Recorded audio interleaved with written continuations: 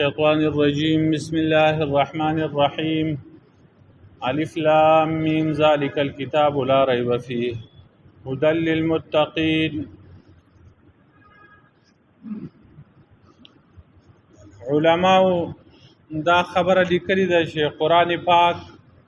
په لوح محفوظ کې چې موجود دی نو په هغه ترتیب باندې دی کوم ترتیب باندې چې اوس دی،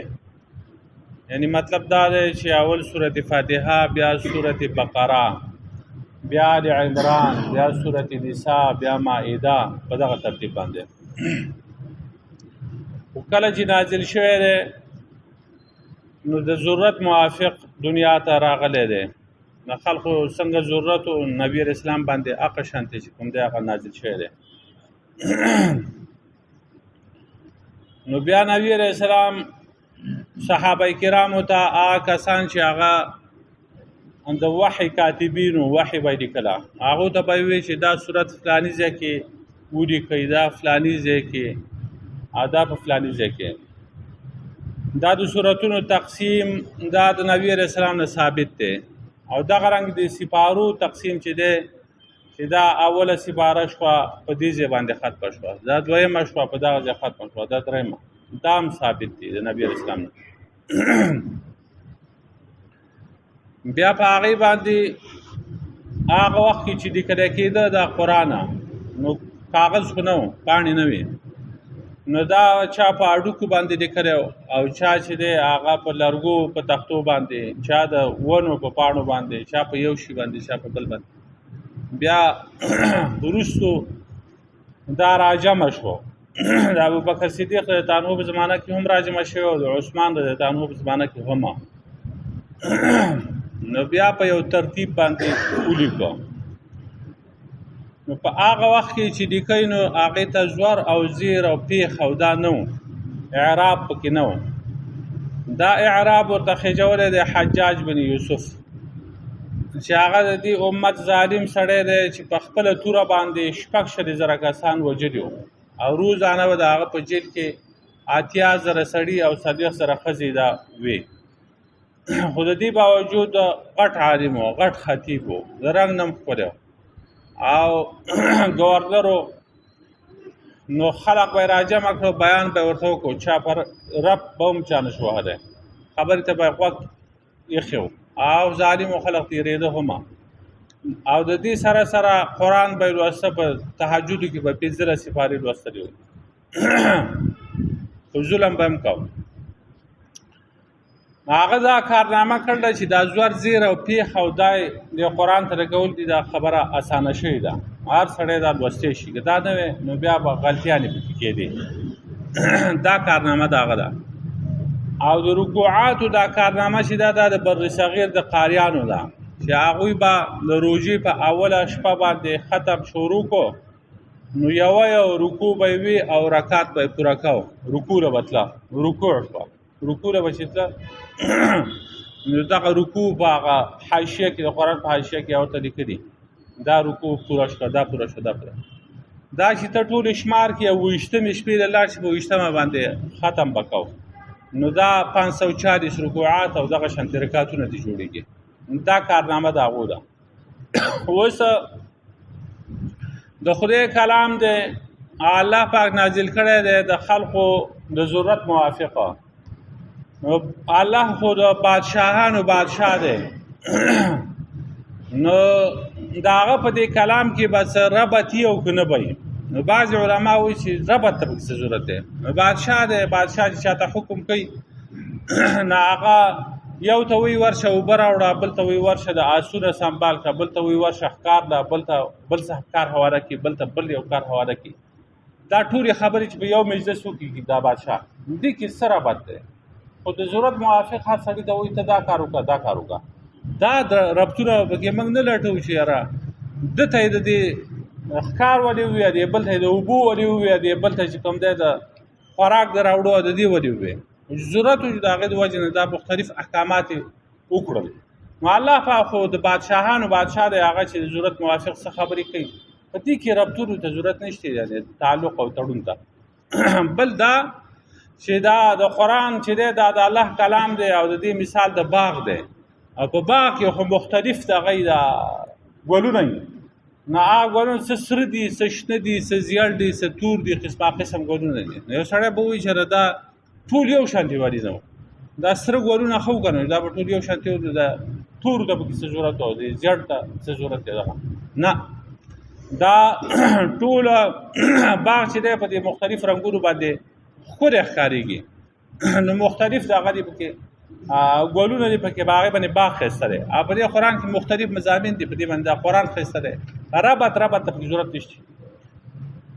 خو بعضې علما نور وایي چې نه ربط پکې شته او جوور تعلق او ربطونه دي دغه ربطونه بیا د یو صورت د بل سره د یو آیت د بل سره بلکې د دې آیات کې دنده چې کوم الفاظ دي او د هغې د یو بل سره کوم ربط او تعلق دی هغه حیرت انګیز دی اوس په دې خلق په دې باندې هغه تحقیقونه کوي او دا وروستني صورتونه دا شروع کړي په دې باندې لکه دا انا انزلناه فی لیلة القدر والعصر ان الانسان لفی خسر یا دا واړه صورتونه چې هغه نورو باندې به هم کړی خو په دې باندې چې کوم تحقیق کوي او هغه الفاظ په منځ کې چې کوم ربط دی دغسې الفاظ د هغه الفاظو په ځای باندې نور الفاظ راوړي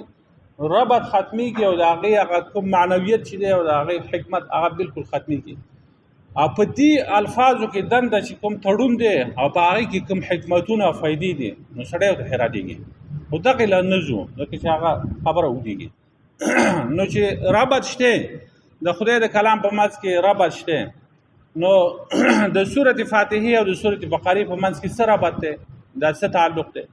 د سورة فاتحې چې کوم دی هغه آیاتونه چې موږ وینو د هغې په منځ کې به موږ ربطونه وي بعضې چېرته په هیره باندې پاتې شوي چې پاتې شوي به هم وي د هر آیت د بل سره موږ ربط وي چې د دې آیت نه وروسته دا آیت ولې راوړ دی د هغې څه تعلق دی نو اوس دا سورة بقره چې په دې سورة فاتحه پسې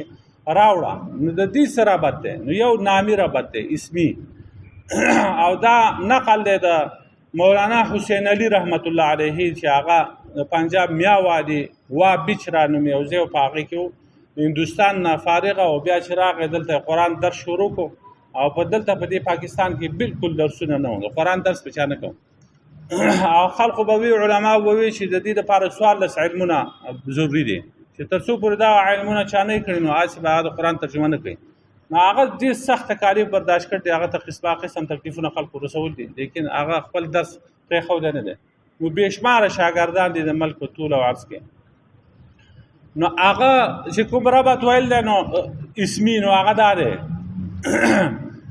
چې مخکې وي ایاک نعبد و ایاک نستعین سورة فاتحه کې ایاک نعبد و ایاک نستعین یا الله موږ خاص ستا عبادت کوو ستا نه مدد طلب کوو نو هغه وایي چې ایاک نعبد ولا نعبد البقره کما عبدت اليهود منګه عبادت کوو ستا یا الله موږ د بقرې او د غوا عبادت نه کوو لکه څنګه چې یهودو د هغې عبادت کوو دا سورة بقره شروع شو د بقرې او د فاتحې دا ربط شو د نوم هلته وایي ستا عبادت کوو دلته وایي د غوا عبادت نه کوو ولا نعبد آل عمران او د آل عمران د عمران د خاندان عبادت هم نه کوو لکه مریم او عیسی علیهم السلام کما عبدت النصارى لکه څنګه چې نصارا او د هغو عبادت کوو مریم ته خدای وي او عیسی علیه السلام ته خدای وي نو د هغې عبادت موږ نه کوو ونرعى حقوق النساء او موږ رعایت کوو د حقوقو د زنانو ورپسې آل عمران پسې بیا سورة نساء دی نو چې دا موږ کوو نو بیا به په موږ باندې الله پاک مائده نازله کړي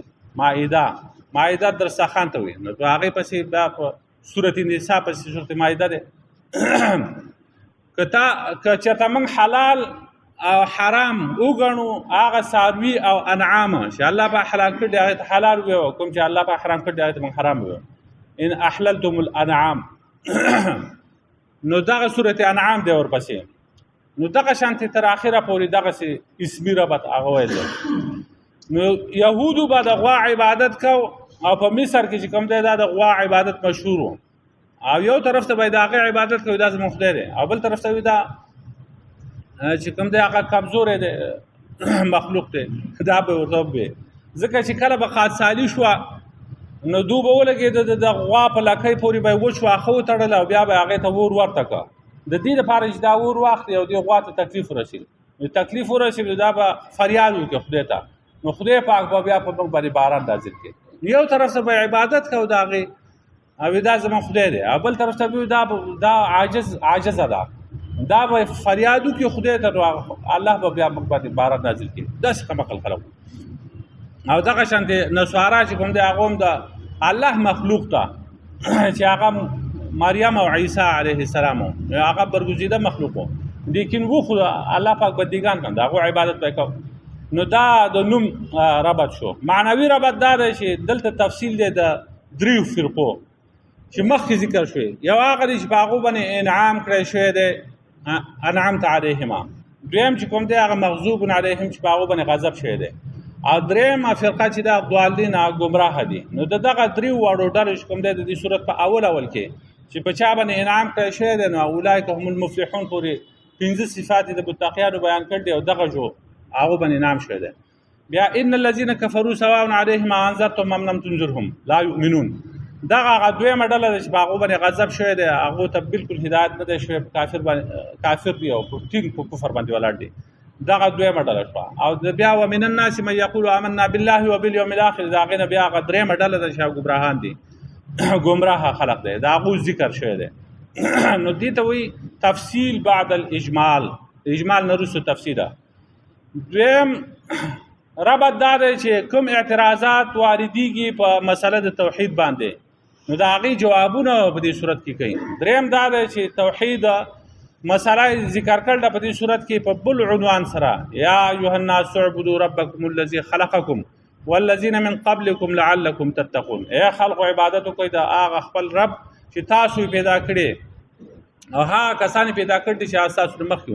لعلکم تتقون، د دې لپاره تاسو ویریږئ. څلورم ربط دار چې مخکې په سورته فاتحه کې او فرمایل اهدنا الصراط والمستقیم، او خای موږ ته لار برابر او نیغه، اهدنا الصراط المستقیم موږ ته نیغه لار وخایه. نو د هغې جواب په دې کې وشو چې ذالک الکتاب لا ریب فیه هدی للمتقین، دا کتاب دی په دې کې شک نشته او دا هدایت کوونکی دی د متقیانو لپاره. که نیغه لار غواړئ نو په دې کتاب باندې عمل کوئ. دا تشریح ده د صراط مستقیمه، ټول قرآن چې د تشریح د صراط مستقیم ده. نو دا ربطونه شو. او خلاصه د دې صورت دا چې دا په دوه حصو کې تقسیم دی. په اوله حصه کې هغه توحید دی، یا ایها الناس اعبدوا ربکم، د دې نه شروع کېږي. دویم چې کوم دی په هغې کې رسالت دی، وإذ ابتلى ابراهیم ربه بکلمات فاتمهن. د ابراهیم علیه السلام واقعات او د هغې په ضمن کې د نبي علیه السلام صدق او رښتینوالی دا ذکر کړی، مسله د رسالت شوه. او په دویمه حصه کې چې کوم دی هغه شروع ده د یا ایها الذین آمنوا کتب علیکم القصاص د دینه. نو په دغه حصه کې د جهاد مسله ده، د انفاق د الله په لاره کې مال لګوله او امور انتظامیه په هغې باندې د کور کلي او د ښار هغې اصلاح کېږي، انتظام پې کېږي. دا مسلې دي. بیا په ابتدا کې د دریو فرقو چې کوم دی د هغه به طور تمهید ذکر دی، په انتها کې تعلیم المسله ده، او په منځ کې چې کوم دی توحید مسله هغه ذکر ده. درې ځله یا ایها الناس اعبدوا ربکم د دغه ځای نه، و الهکم اله واحد 163 نمبر آیات د دغه ځای نه بیا الله لا اله الا هو د 255 آیات ته بیا نور پکې تبعی مضامین دي، تخفیف دی پکې، بشارت دی، يرول دي، زیر ورکول دي. الف لام میم، الله پاک عالم دی په معنا د دې حروف باندې. دي ته متشابهات وي. متشابهات دا متشابهات په دوه قسمه دي. یو هغه د چې هغې معنا بالکل معلومه نه، لکه دا حروف، دا حروف متشابهات، حروف مقطعات. مقطعات ورته ځکه وایي چې دی باندې جدا جدا تلفظ کېږي، او ساکن الف لام میم جدا جدا او ساکن به لوستلی کېږي. نو دا حروف د 29 سورتونو په اول کې راغل دي او ټول 78 حروف دي چې تکرار ترې لري کړي، نو بیا 14 حروف پاتې کېږي. او د هغې مجموعه نص حکیمنا قاطع له سر ده. دا الفاظ دي د حکیم ذات او قطعي الفاظ دي، له سر د دې لپاره راز دی موږ ته معلوم نه دی. نو نون دی، صاد دی، دا حروف مقطعات، نون، صاد، حا، کاف، یا، میم، قاف، الف، طا، عین، لام، ها، سین، را، دغه صاد حروف راغل دي. نو د دې معنا خو چاته د سره معلومه نه ده. دویم چې کوم دی هغه قسم دی چې د هغې لفظي معنا خو معلومه وي، خو هغه مراد نه یا کومه چې مراد وي هغه شاته معلومه نه لکه ید الله د الله پاک لاس لفظي معنا د دې معلومه ده ید خلاص ته وي او هغه کومه چې مراد ده هغه موږ ته معلومه نه ده د الله پاک لاس کوم دی چې موږ یو د الله پاک لاس دی دا خو به د چا سره مشابه شنو الله پاک د چا سره مشابه نه دی لیس کمثلی شیء هغه په شان هیڅ کوم نشته خدای پاک د جسم نه منزه دی یا عین الله د الله پاک سترګه صاف قرآن کې راغلی دی پنډای د الله یا استوا علی العرش برابر شو په عرش باندې نو عین چې کوم دی هغه سترګې ته ویل کېږي صاف پنډای ته ویل کېږي استوا برابرېدو او کېناستو ته ویل کېږي دا معنی مراد نه دی اوس چې کوم مراد دی هغه موږ ته معلوم نه دي چې هغه د دې څه مراد دی دا پر ورځ د قیامت پته لګي اوس موږ ته څه پته د دې نه لګي نو دا دویم قسم متشابهات شو نو دا د متشابهاتو نه دا حروف او بعضی چې کوم د احتمالي معنی کوي دې ته چې کوم د مخففات وي مخففات دا احتمالي معنی دي یقیني معنی نه دي مخففات چې کوم د یعنی سایلنت ورډز دا انګریزي کې دا وایي USA United States of America MPISA Muslim Public School AC Assistant Commissioner Commissioner او DC Deputy Commissioner وغیرہ دا الفاظ نو دا اوس ګوره الف باندې مساله د اله لام باندې مساله د رسالت او میم باندې مساله د قیامت دا مخففات دي دا یو ټکی د یوې مسالې نه کوم دی هغه تخفیف دی او مخفف شوی دی نو دا په دې صورت کې به دا مسالې او دا مضامین بیانېږي دویم چې کوم دی الف باندې اعلی الله د الله پاک نعمت لام باندې لطف الله د الله پاک مهربانیانی میم باندې مجد الله د الله پاک بزرگی یعنی الله پاک د دې صفات او مالک دی نو د الله پاک خبره ومني دا عبادت کوي بل دا الف باندې انا لام باندې الله میم باندې اعلم یعنی انا الله اعلم زب الله ما او په ما په هر څه باندې خبرداري ما نو چې په هر څه خبرداري ما خبره منه شریعت ومنه پنځم دا چې الله الف باندې الله لام باندې جبريل میم باندې محمد نو دا مطلب دا چې دا قران چې دی الله را لېږلی دی په ذریعه د جبريل السلام باندې په نبی علیه السلام باندې نو ځکه یې ومنئ نو څوک چې وایي چې د دې څه تفسیر او مطلب نشته نو مراد دا دی چې یقیني تفسیر د دې موږ ته نه دی معلومه نشته څوک چې وایي تعبیر د دې تعویل شته تفسیر شته څه مطلب شته نو هغه مطلب دا دی چې تعویل شته خو احتمالي دی یقیني نه دی اوس دا خبره چې کله د دې څه معنا موږ ته معلومه نه ده نو د دې د نازلېدو څه فایده ده چې نازله وي نو څه فایده پکې سوا نو جواب دا دی چې لکه څنګه چې اعمال شرعیه په دوه قسمه دي یو هغه چې د هغې حکمت او فایده موږ ته معلومه وي لکه مونځ شو روژه شوه زکات شو د مونځ فایده چې کوم ده هغه موږ ته معلومه ده چې بدن کې چستي راشي په روژې فایده موږ ته معلومه ده حکمت موږ ته معلوم ده چې فاحشات چې کوم دي هغه په هغې سره کم شي یا ختم شي او د زکات فایده موږ ته معلومه ده چې په دې سره د غریبانو سره همدردي وشي د هغو سره غمخورګي وشي او د هغو ضروریات پې پوره شي دا موږ ته معلومه بل قسم هغه دی چې د هغې حکمت او فایده موږ ته نه ده معلومه لکه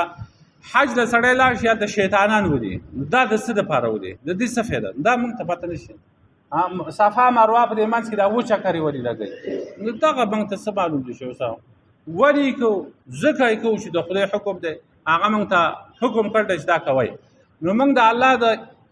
حکم د انقیاد او د اطاعت د وجې نه دا کارونه کوو نو دا ټول موږ منو په هغې باندې ایمان راوړو هغه کارونه د کولو دوی موږ یې کوو او دویم قسم چې کوم دی هغه اقوال دي اقوال هغه په دوه قسمه دي بعضې هغه دي چې د هغې معنی معلومه ده بعضې هغه دي چې د هغې معنی معلومه نه ده نو د هغې منلو هم پکار دي د کومو چې موږ ته معنی معلومه ده ذلک الکتاب لا ریب فیه دا کتاب دی په دې کې شک نشته هدی للمتقین هدایت د لپاره متقیان اوس دغه معنی موږ ته معلومه شو موږ پرې پوه شو په هغې باندې عمل پکار دی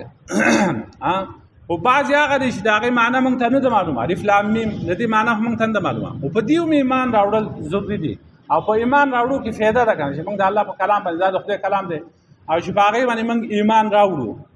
نو ثواب به موږ ته نه میلاویږي بل دا دی چې الف لام میم دا 3 حروف دي پکې نبی علیه السلام فرمایي چې الف ځانه حرف دی لام ځانه دی میم ځانه دی زه دا نه وایم چې دا یو حرف دی په یو حرف باندې لس دقیقې دي چې 3 حرفونه وي 10 دقیقې شوي د مانځه نه بهر او که چېرته په مانځه کې دنده وي نو بیا خو یو حرف 30 دقیقې دي بیا ډېر ډېر نو ثواب هم ملاویږي نو موږ ته په ثواب ملاویږي په دې حروف باندې او بل موږ په دې باندې ایمان راوړ دي هر څه مطلب چې موږ ته اوس نه معلوم فرض د قیامت به موږ ته پته لګي هغه باندې زموږ ایمان دی الف لام میم ربنا ظلمنا انفسنا